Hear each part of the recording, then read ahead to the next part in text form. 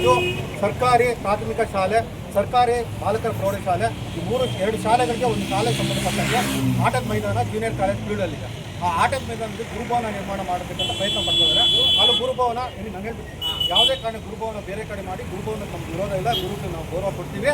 ಆದರೆ ಆಟದ ಮೈದಾನದಲ್ಲಿ ಮಕ್ಕಳು ಆಡುವಂಥ ಪರಿಸ್ಥಿತಿಯಲ್ಲಿ, ಮಕ್ಕಳ ಕ್ರೀಡಾ ಚಟುವಟಿಕೆ ಅನುಕೂಲ ಆಗುವಂಥ ಪರಿಸ್ಥಿತಿಯಲ್ಲಿ ಅಲ್ಲಿ ಯಾವುದೇ ಗುರುಭವನ ಬೇಡ, ಬೇರೆ ಕಡೆ ಗುರುಭವನ ಮಾಡಿ ನಾವು ಅದಕ್ಕೆ ಸಾಥ್ ಕೊಡ್ತೀವಿ.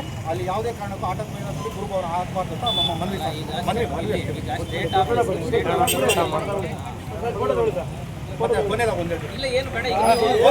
ಕರ್ನಾಟಕ ಪಬ್ಲಿಕ್ ಶಾಲೆ ಸರ್, ರಾಜ್ಯ ಸರ್ಕಾರ, ಕರ್ನಾಟಕ ರಾಜ್ಯ ಸರ್ಕಾರ ಕರ್ನಾಟಕ ಪಬ್ಲಿಕ್ ಶಾಲೆಗಳು ಇತ್ತೀಚೆಗೆ ಪ್ರಾರಂಭ ಮಾಡಿದೆ.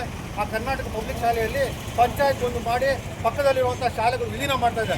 ಬೇರೆ ಬೇರೆ ಪಕ್ಕದಲ್ಲಿರುವಂಥ ಹಳ್ಳಿಗಳ ಶಾಲೆಗಳು ಮುಚ್ಚುವ ಹುನ್ನಾರ ನಡೀತದೆ, ಸದ್ದಿಲ್ಲದೆ ಹುನ್ನಾರ ನಡೀತದೆ. ಬಾಗೇಪಲ್ಲಿ ತಾಲೂಕಿನಲ್ಲಿ ಯಾವುದೇ ಕಾರಣಕ್ಕೂ ಸರ್ಕಾರಿ ಶಾಲೆ ಮುಚ್ಚಬಾರ್ದು.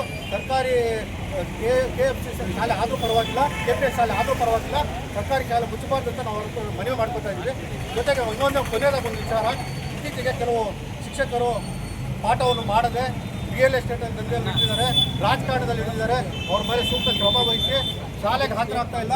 ಸರ್ಕಾರಿ ಶಾಲೆಗೆ ಹಾಜರಾಗದೆ, ಸರ್ಕಾರಿ ಕೆಲಸಕ್ಕೆ ಹಾಜರಾಗದೆ ಅವರು ಗೈರು ಹಾಜರಾಗಿ ಸಂಬಳಕ್ಕೆ ಹಾಜರಾಗ್ತಾ ಇದ್ದಾರೆ. ರಾಜಕಾರಣಿ ಜೊತೆ ಗುರುತಿಸ್ಕೊತಾ ಇದ್ದಾರೆ, ರಾಜಕಾರಣಿಗಳು ಮಾಡೋ ಪಾರ್ಟಿಯ ಜೊತೆ ಗುರುತಿಸ್ಕೊತಾ ಇದ್ದಾರೆ, ರಿಯಲ್ ಎಸ್ಟೇಟ್ ಹೇಳ್ತಿದ್ದಾರೆ. ಅವ್ರು ಯಾರೇ ಬಗ್ಗೆ ಕರ್ತೀವಿ, ನೀವು ಅವ್ರಿಗೆ ಕಾಯಮಾಗಿ ವಜಾ ಮಾಡಿಬಿಟ್ಟು ರಿಯಲ್ ಎಸ್ಟೇಟ್ ಮಾಡೋದು ಬಿಡಿ. ಶಿಕ್ಷಣ ಇಲಾಖೆಯಲ್ಲಿ ಕಾಯಮಾಗಿ ಅವ್ರಿಗೆ ಸರ್ಕಾರಿ ಕೆಲಸ ಬಿಟ್ಟು ರಾಜಕಾರಣ ಮಾಡೋದು ಬಿಟ್ಬಿಡ್ಬೇಕಂತ.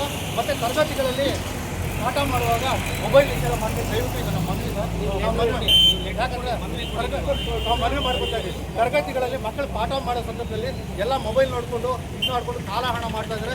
ಲಕ್ಷಾಂತರ ರೂಪಾಯಿ ಸಂಬಳ ನಮ್ಮ ತೆರಿಗೆ ಹಣ ನಾವು ಕಟ್ತಾ ಇದ್ದೀವಿ. ಮಕ್ಕಳಿಗೆ ಒಳ್ಳೆ ಪಾಠ ಕೊಡಬೇಕು, ಗುಣಮಟ್ಟದ ಶಿಕ್ಷಣ ಕೊಡಬೇಕು, ಗುಣಮಟ್ಟವಾದ ಆಹಾರ ಕೊಡಬೇಕಂತ ನಮ್ಮ ಮನವಿ ಇದೆ. ನಮ್ಮ ಸರ್ಕಾರಿ ಶಾಲೆ ಉಳಿಸಬೇಕು. ಸುಧಾರಣೆಗಾಗಿ ನಾವು ಮನವಿ ಪತ್ರ ಕೊಡ್ತಾ ಇದ್ವಿ. ಈ ಮನವಿ 10 ಬೇಡಿಕೆಗಳಿದೆ.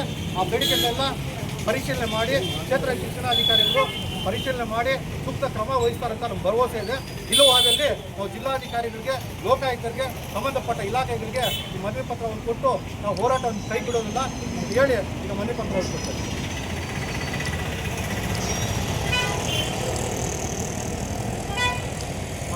ಬನ್ನಿ